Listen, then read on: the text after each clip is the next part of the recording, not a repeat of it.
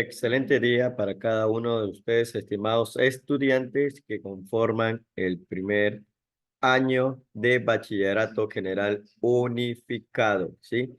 Les saluda una vez más su amigo Otto Carlos. Estaré compartiendo con ustedes la materia de lengua y literatura. Lengua y literatura, la unidad educativa particular Sergio Núñez Santa María le da la cordial bienvenida a cada uno de ustedes, estimados estudiantes, a este estudio modular, ¿sí? Entonces queremos invitarle en este momento, estimados estudiantes, a que usted tome su material de estudio, su módulo de la materia de lengua y literatura, ¿sí? Entonces vamos en este momento, estimados estudiantes,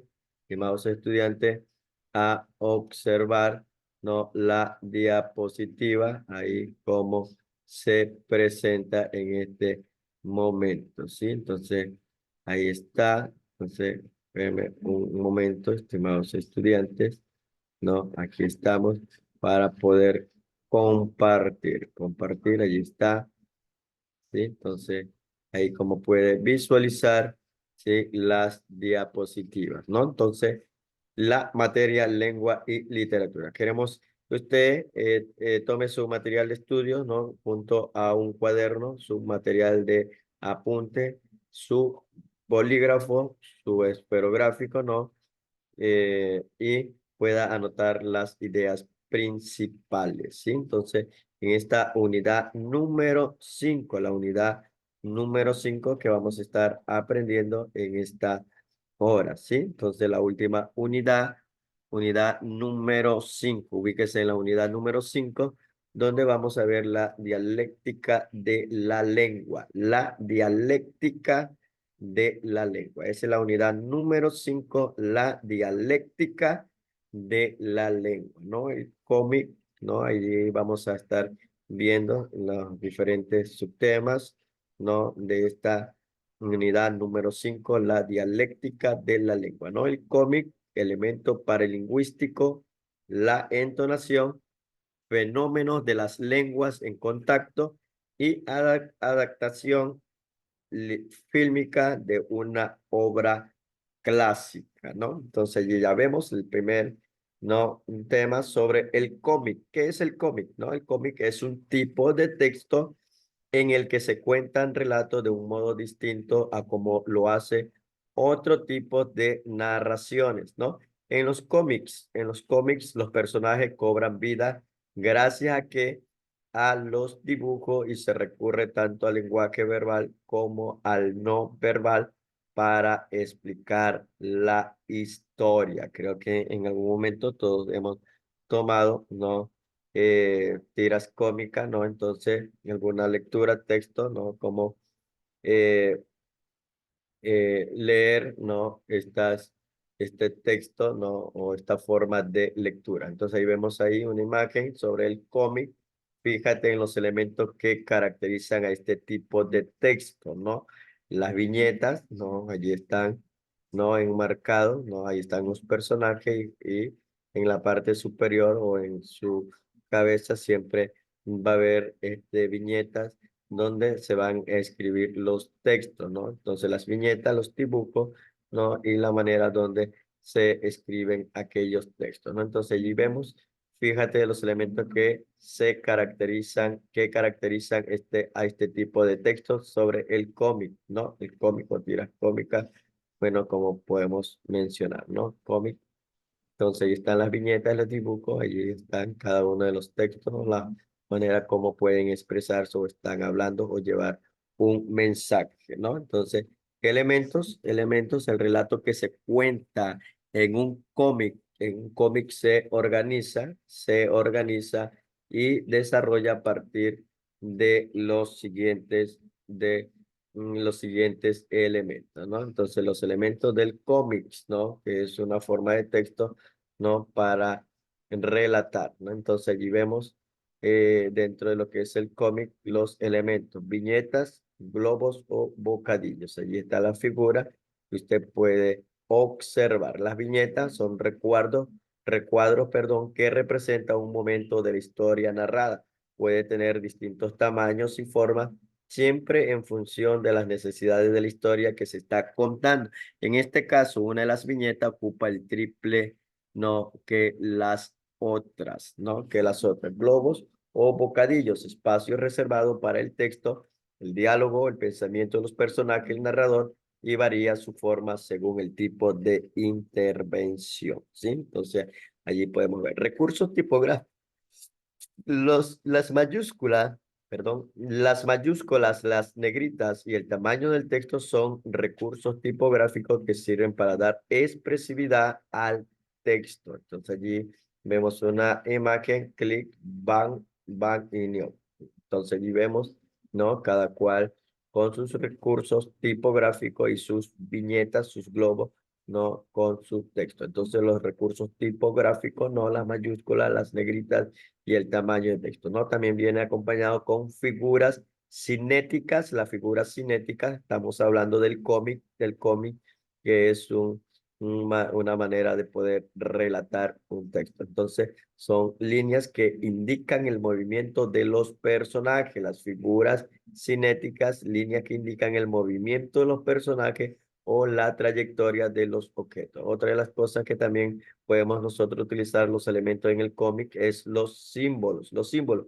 imágenes que sirven para representar el estado de ánimo o algunas ideas de los personajes, ver las estrellas, dormir como un tronco, ¿no? Otro de los que nosotros podemos observar son los onomatopeyas, ¿no? Onomatopeyas, ¿no? Palabras que imitan sonidos de la realidad, como mu, ya, o, au, ¿no? Estos son algunos de los símbolos utilizados en los cómics para expresar estado como tener una idea, estar mareado o enamorado, ¿no? Entonces allí continuamos con los elementos paralingüísticos. Los elementos paralingüísticos, la entonación, ¿no? Entonces, allí vemos la imagen, ¿no? Tres personajes, tres jóvenes, ¿no? Entonces, los elementos paralingüísticos en lo que tiene que ver la entonación. La comunicación oral está acompañada de varios elementos que ayudan a que el proceso sea efectivo, ¿no? La entonación y modulación de la voz, las palabras por sí solas no llevan el mensaje que el hablante tiene la intención de transmitir. Los enunciados verbales están acompañados de varios elementos paralingüísticos, es decir, no verbales que complementan el significado de esta palabra. Como podemos observar allí en la figura donde nos ayuda los elementos paralingüísticos, la entonación, ¿sí? Entonces continuamos. Mire, las palabras solo componen ¿qué? El 10% de la imagen, ¿sí? Las palabras, ¿no? Se componen el 10% de la imagen que das, ¿no? Según Albert Meravian, profesor de psicología de la Universidad de UCLA, California, dice que de toda la información que transmite una persona al hablar, mire, el 55% es de naturaleza no verbal, mire, el 55% es de naturaleza no verbal. Entonces, ¿a qué se refiere o a qué nos referimos al decir naturaleza no verbal? Es a los gestos, las posturas, ¿no? Y el 35% depende del tono de voz y solo el 10% corresponde a las palabras, a lo que se dice. Entonces, es muy necesario, estimados estudiantes, a la hora de presentar su posición, su ponencia, no de dar un diálogo, un debate. No es es muy necesario, ¿no? La naturaleza no verbal, ¿no? Que a veces eh, pensamos que el hablar, ¿no? Muchas palabras es llegar allá a la persona, ¿no? Pero tengamos en cuenta esto, que el 55% es de naturaleza no verbal. Los gestos que usted realiza, su postura, ¿no? Su posición, ¿no? Eso da que hablar mucho, ¿no? Entonces, eso está según el estudio de la Universidad de UCLA, California, menciona el 55% sobre los gestos y la postura, y el 35% depende del tono de voz, ¿no? Entonces, de estas dos grados o mayoría de porcentaje que hay es de tener mucho en cuenta, estimados estudiantes, a la hora de dar una ponencia. Entonces, la exposición oral, exponer, consiste en presentar ante alguien de forma clara y ordenada lo que sabemos sobre un tema.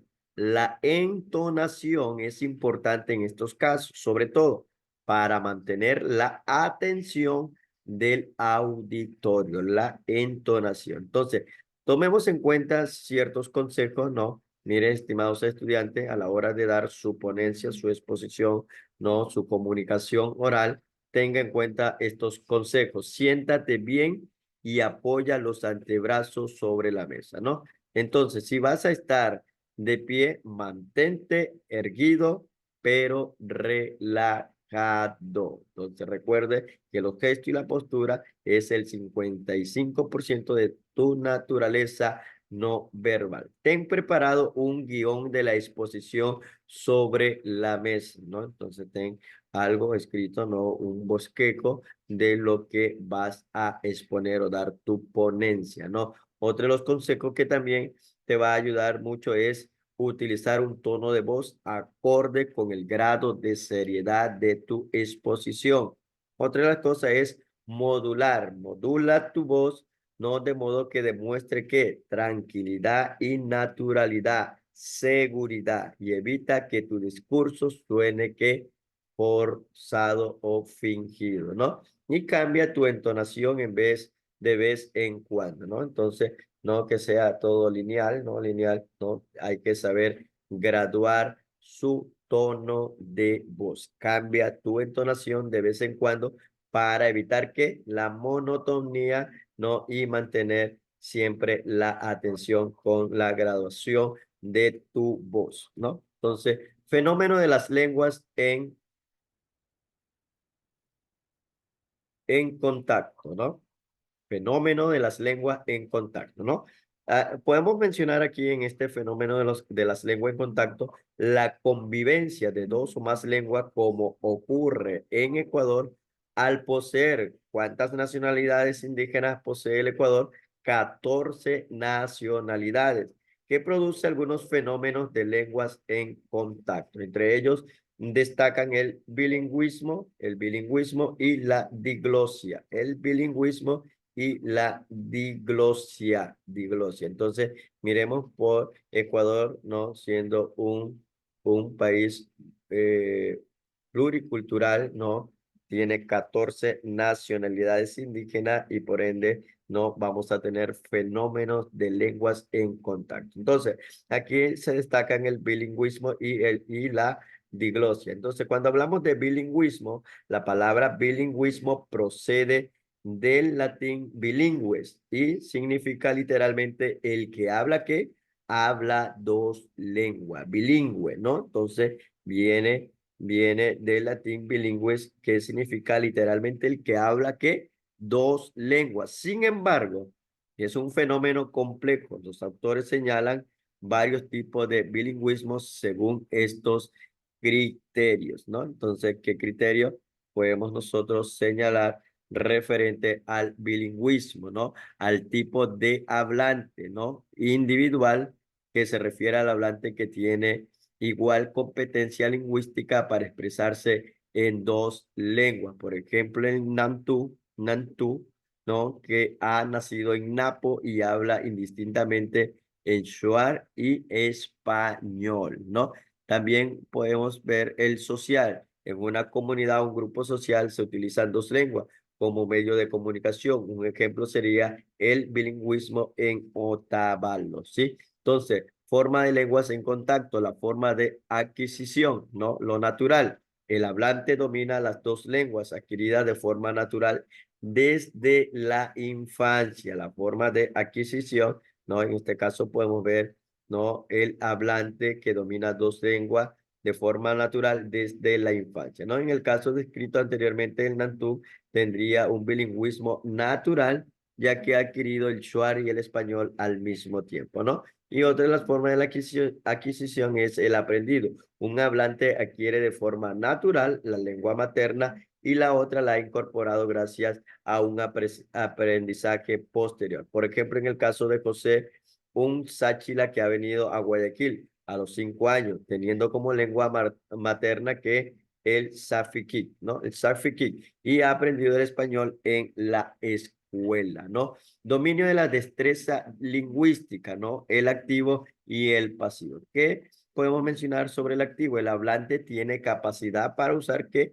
Activamente la destreza lingüística en ambas lenguas. Entonces, entender, hablar, leer y escribir. Sería el caso del Nantún, ¿no? Nantún de la provincia de Napo. Napo, ya estuvimos mencionando en las diapositivas anteriores, ¿no? Que habla el Shuar y habla el español, el Nantún, que es de la provincia de Napo. Entonces, un dominio de la destreza lingüística en el aspecto activo. El hablante tiene la capacidad para usar activamente la destreza lingüística de ambas lenguas, entender, hablar, leer y escribir. Y por el otro punto vemos el pasivo. El hablante tiene la capacidad para entender las dos lenguas, pero solo es capaz de hablar y escribir en una de ellas, ¿no? Es capaz de hablar y escribir en una de ellas. Y podría ser el caso de José, que se expresa en Safiki y le cuesta usar el español aunque lo entienda, ¿no? Fenómeno de las lenguas en contacto, la diglosia, ¿no? Ya estuvimos viendo lo que es el bilingüismo, ¿no? Una persona que habla dos idiomas. Entonces, ¿qué es la diglosia, no? Es el bilingüismo perfecto en igualdad de condiciones. Es una situación más teórica que real, ¿no? En la realidad suele ocurrir que en una comunidad donde conviven dos lenguas, sus hablantes no emplean indistintamente las dos, porque ambas no gozan del mismo trato y protección. En este caso, se produce una situación de diglosia, ¿no? Entonces, así puede suceder que una persona sabe expresarse que en dos lenguas, ¿no? Dos lenguas. Entonces, allí podemos la diglosia y la extinción, ¿no? La extinción, ¿no? Entonces, allí podemos ver la situación de la diglosia, ¿no? Que es la más común en las zona desfavorecida con una historia de la colonización, ¿no? En Sudamérica, la lengua de prestigio es el español, frente a las lenguas indígenas de cada zona que ya estuvimos aprendiendo en la unidad anterior, cada una de las lenguas indígenas de cada sector o de cada zona, que están relegados a un ámbito doméstico. Entonces, una situación de diglosia conlleva un gran peligro, ya que puede provocar que la extinción de la lengua más desfavorecida. Entonces, para evitar estas situaciones, ¿qué se debe hacer? Se deben tomar medidas para normalizar e igualar el estatus de las lenguas que conviven en un territorio, incluirla en los planes educativos, en las administraciones públicas, en los medios de comunicación para evitar la extinción de estas lenguas, ¿no? Como mencionaba, Ecuador, un país multiétnico, pluricultural, ¿no? Donde contamos con 14 nacionalidades y un fenómeno de lengua. Entonces aquí podemos ver sobre la diglosia y la extinción dentro de nuestro contexto aquí en el Ecuador. El Ecuador es un país multiétnico en donde conviven ¿qué? 14 nacionalidades indígenas, todas ellas con sus propias costumbres, con sus propias tradiciones. Entonces, desde hace tiempo, la diversidad lingüística en Ecuador se ve amenazada, pues muchas lenguas se encuentran en peligro, ¿no? Recuerden que el último de ese hablante, ¿no? Allí ya se termina o esa extinción de la lengua. Entonces, ¿qué es lo que queremos fomentar? Es de que cada una de las administraciones públicas o las escuelas puedan seguir fortaleciendo aquellas lenguas maternales, ¿no? Entonces se ve amenazado, entonces las razones por las que se desaparecen unas lenguas son diversa, ¿no? El desprestigio lingüístico por motivos políticos y sociales, la internacionalización del comercio y de la comunicación con las nuevas tecnologías, etcétera. Entonces, el prestigio y la expansión de lenguas mayoritarias como el inglés o el español o el inglés amenazan a las minoritarias, ¿no? El Sistema Nacional de Educación con el modelo de sistema de educación intercultural bilingüe que impulsa el país es de suma importancia, ya que resulta la construcción de una identidad nacional que es la vez diversa y pluricultural. Entonces se nutre de sus propios saberes ancestrales y su cosmovisión que forma la diversidad de nuestro país, ¿no? Y para culminar y concluir esta unidad número 5 con primero de bachillerato general unificado. Podemos ver ahí la siguiente diapositiva, adaptación fílmica de una obra clásica. Entonces, mire, la película deberá ser presentada ante todo el curso, quienes como público evaluarán el trabajo de sus compañeros con estos criterios, Presentación, pertinencia, calidad del producto final y creatividad. Adaptación fílmica de una obra clásica. Entonces, cuando hablamos de presentación, los integrantes del grupo son puntuales. Presentan su película sin inconveniente, presentan a sus integrantes y a su trabajo de una forma que adecuada. La pertinencia, el filme es fiel al texto original, transforma algunos aspectos formales, pero no cambia ¿qué? Su esencia. Los escenarios y vestuario concuerdan con la ambientación de la obra original. Calidad de producto final. El filme es producto de un trabajo un trabajo serio y esforzado. La historia tiene una secuencia que lógica. Las actuaciones son buenas, los recursos técnicos han sido bien aplicados. Y por último podemos ver la creatividad. Los integrantes del grupo han demostrado vencer las dificultades de adaptar una obra de teatro clásico con creatividad. Entonces, su producto final es atractivo e imaginativo. Entonces, estimados estudiantes, allí está lo que hemos podido aprender en esta quinta unidad de el primer año de bachillerato general unificado. Entonces, agradeciéndole a cada uno de ustedes, estimados estudiantes, por todo el trabajo realizado, su esmero, su esfuerzo de poder escuchar cada una de las unidades dictadas a través de este medio virtual. Quiero dejarle con ustedes un video que se añade a esta enseñanza para que usted pueda soportar y fortalecer más de lo aprendido en esta hora. Entonces, desearle éxito en todo lo que emprende a realizar y esperamos que pueda culminar su carrera. Esperamos que el Señor les bendiga.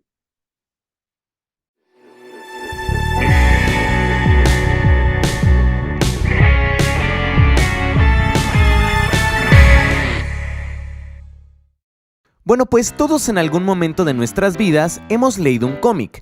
A pesar de ello, y aunque no lo creamos, el concepto es difícil de definir. La mayoría de las personas van a decirte que se trata de caricaturas impresas, y estarían por supuesto en un error. Y es que el cómic culturalmente tiene un sinfín de connotaciones negativas que lo tachan de un medio de expresión infantil, mismas que nos complican su definición. Tal vez por esta ocasión sería más fácil comenzar a decir lo que no es un cómic. Vamos a comenzar tirando el muro más alto. Los cómics no tienen que ser caricaturas forzosamente. Claro, la manera más común de hacer un cómic es con caricaturas, pero en realidad cualquier tipo de imágenes pictóricas podría servirnos para hacer uno. Pueden ser fotografías, pinturas, etc. Solo basta con que estén ordenadas de manera secuencial, es decir, deliberadamente una después de la otra, y que a través de eso nos digan un mensaje. Vamos a tomar un ejemplo de los cómics mainstream como Kingdom Come de DC Comics, en donde cada panel es realizado con un realismo impresionante, o podemos irnos hasta las pinturas de Max Ernst, un pintor dadaísta que contaba historias por medio de imágenes secuenciales como La mujer de 100 cabezas. Max Ernst, por cierto, dudo que supiera que lo que estaba haciendo era un cómic. El cómic no es una forma menor de literatura, es decir, no son libros con dibujitos. A pesar de que los cómics tienen que transmitir un mensaje, no es necesario contar con palabras para que sea un cómic. Realmente un cómic tiene más que ver con las artes plásticas que con la literatura, ya que sin las imágenes pictóricas, un cómic no podría existir. Ahora, como comenté, la palabra cómic regularmente tiene una connotación infantil, pero dicha concepción es falsa. Ciertos diagramas utilizan el formato del cómic, aunque no lo sepan, para transmitir su información de manera más efectiva. De hecho, durante la Edad Media, ya que gran parte de la población era analfabeta, el cómic fue usado para transmitir noticias y para anunciar cuando colgaban a alguien. En serio, el cómic, así como la música, la pintura o el teatro, es simplemente un medio de expresión, una manera de transmitir un mensaje. El mensaje será responsabilidad del autor mismo. Entonces podemos concluir que la diversidad de los mensajes es infinita. Puede haber cómics de cualquier cosa, puede haber cómics vaqueros, de romance o de superhéroes. De hecho, un cómic ni siquiera tiene que contar una historia. Puede explicar los pasos a seguir para operar una maquinaria, armar una casa de campaña, etc. Aunque como dije, lo más común es que a muchos de estos cómics los llamen diagramas. Así como un cómic no es necesariamente infantil, un cómic tampoco es arte en sí. ¿Puede serlo? Claro que sí. ¿Tiene el potencial? Definitivamente. Así como hay cómics que tienen una clara ambición artística, como Sandman de Neil Gaiman o muchos otros, también hay cómics que simplemente son el equivalente a una película palomitera o una canción de fiesta. La cualidad de arte se le dará si el mensaje cumple con ciertos requisitos estéticos, no por el simple hecho de ser un cómic. Entonces, ¿qué es el cómic? Si realmente quieren una definición de diccionario, yo usaría la de Scott McCloud, conjunto de imágenes yuxtaposicionadas deliberadamente en secuencia con la intención de proveer información y o producir una reacción estética en el receptor. Aunque el mismo McCloud ha dicho que encuentra la definición algo estrecha para definir algo tan grande. Supongo que basta con decir que es un medio de expresión gráfico que tiene sus reglas propias y diferentes. Autores como Alan Moore han probado que el cómic expresa su mensaje de maneras diferentes a las otras artes. Expresa cosas que de otra manera serían imposibles. Si todos aceptamos las oportunidades y limitaciones del cómic tomándolo como es, un medio de expresión diferente, poco a poco podremos ir rompiendo esos paradigmas en los que el cómic es el hijo bastardo de la literatura y la pintura. El tema realmente nos da para mucho más. Si quieres saber más al respecto, no te olvides de suscribirte a mi canal. Yo soy Go, el Monitor Geek, y no te olvides de ver la bibliografía de esta información. Nos vemos pronto.